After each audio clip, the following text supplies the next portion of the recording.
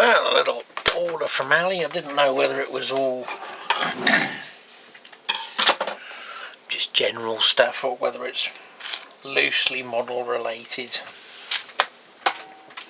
So this was a heat sealed self-sealings bag. They were on one of the little ridiculously cheap offers sort of thing. I didn't know really. 35mm bag, they just described it as, of leaf material, miniature, static. I thought, well, I'll give it a go, see if it's worth buying for doing the trees, because some of these are sort of like sand tables and wargaming. The leaf matter is a little bit overscale for 176 or 187. These don't look too bad, and then I sort of see it and I thought, is that just little chips, husks of seeds or something? And they've just put some dye on it, and then they're charging, you know, more money than you probably should do. But it looks like little flecks of wood chip, and it's got that foisty damp wood smell. It was only £1.60 with the VAT. They're actually gone up in price now, but the colours are they're more autumnal colours. There's a brown, a yellow green and red, so they're really, you know, fall autumn colours, as we would say, rather than spring green or summertime. But I just sort of bought them as a tester, just to see if they were okay to use, which they are. If you're doing autumn, well, if anyone is interested, put a comment in the comment section and I'll post the link if it's still current, or I'll find what is current with the best price available. But obviously, you know, this stuff, if you're watching in Canada, America, Australia, South Africa, you can obviously get it. And I can say, yeah, it's not going to look out off scale. It's not perfect, because obviously a leaf is only, well, smaller than your hand, isn't it? But so if you remember, I got that little plier type angle cutter. They had sort of specifically, they're the same as what we call a Stanley knife. Everything gets called a Stanley knife, even though it's not made by Stanley. This is an Irwin, but they call them a Stanley knife because Stanley blades. Utility knives. They're just a bit crafty, that they've got these patterns in them, so that means you can't use a regular blade. I don't know, again, another cheapy basket filler. Just a purchase for that, or my old box cutter knife, safety box cutter, whatever you bloody want to call it. And this one's been wrapped in a sandwich bag by the looks of it, and then put in a Ziploc bag. They're just basically thin lolly sticks, popsicle sticks, which serve very well once you cut the round bits off for sheets of plywood. Or can be chopped up for other things. So I bought them again. They were only sort of less than £3 to make the order up, to get the free postage. There is some more bits inbound. I did send the camera back because the battery was knackered.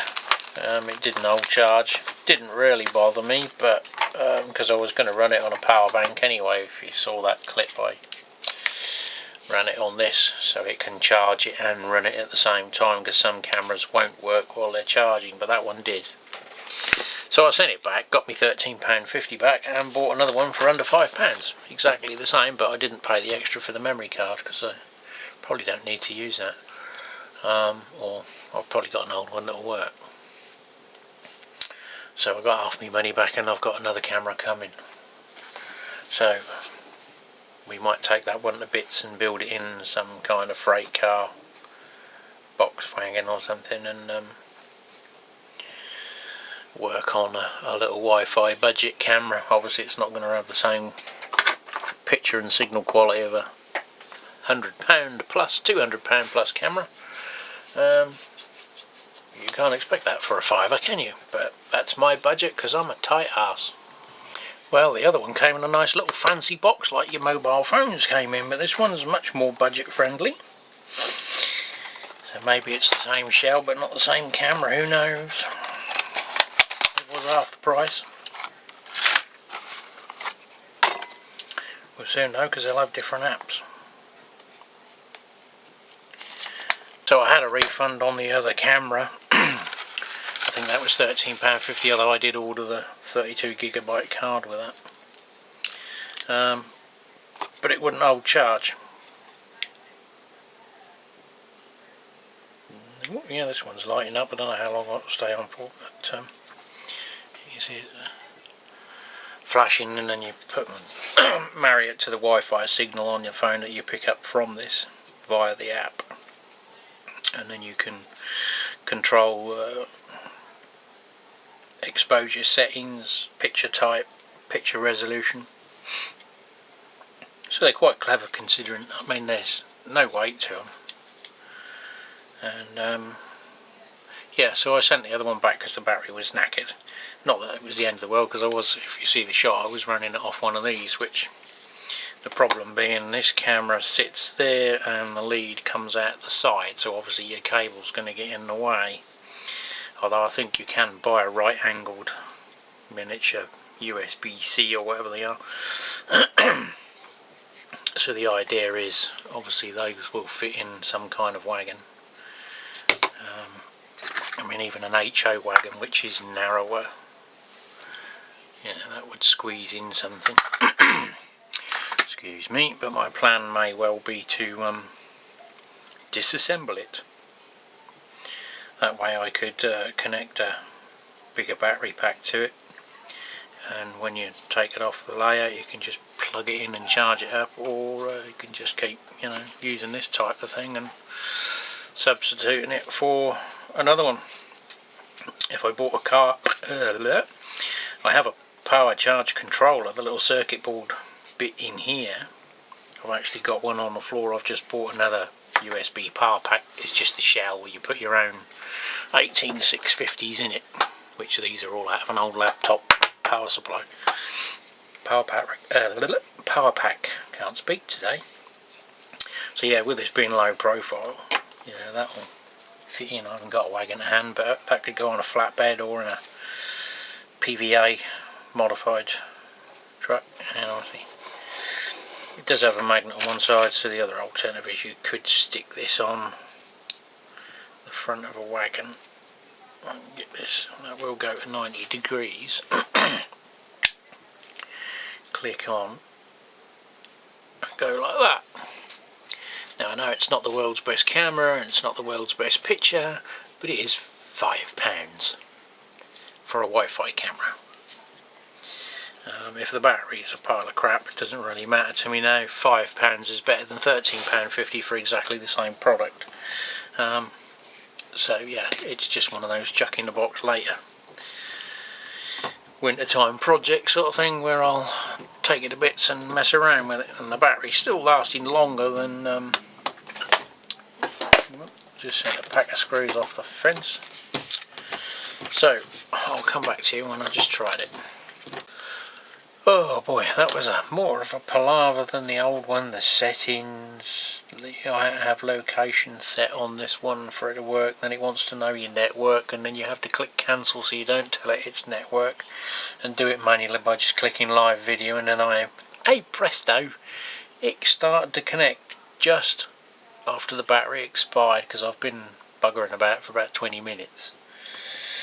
So I've now got it plugged into a power bank once again, and obviously it's quite dark in here today because I'm charging up, so I haven't got the ring light on, as you can see up there. There's a little bit of lag, but not too bad.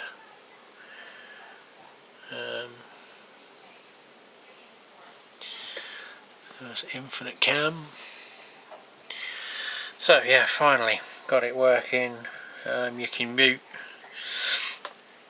you can record to the phone directly rather than use a little micro SD card inside. You can flip the screen. We can change the mode to white light, whatever that is. I think it just changes the exposure. Couldn't see any change there. Night vision, enable night vision. Just goes black and white because there's no LEDs that I can see in here for it to do actual. Probably just changes the exposure because it's a little bit more laggy. But you know, it's a £5 camera, what do you expect? It's given me the rate at which it's communicating, 112 kilobits per second. I can do obviously a snapshot. It says it's in 1080p. I can change it to HD. Doesn't look any different, it's a little bit more fuzzy. Or 2K. It's now saying 2K, but the transmission rate hasn't. It's still 120 kilobits per second. So it clearly isn't doing 2K, because obviously if we're in a higher definition, then we're going to be transmitting a lot more data. And the other camera said it was 4K, but I didn't believe that for a minute, that you're going to get a 2. I don't even believe it's 1080p, because when I recorded it, it was 680. But I expected that for the price. Personally wasn't that bothered. It's just more of something to buy as an experiment, and the cheaper it was, you know, the better. Hence I sent the other one back. So still shots up this close, seems okay. It's just the bit rate is a little bit slow for recording onto the phone. I think it will be better recording onto a card straight on off the camera, as opposed to recording its transmitted media, because it's getting more laggy. But we'll see what happens.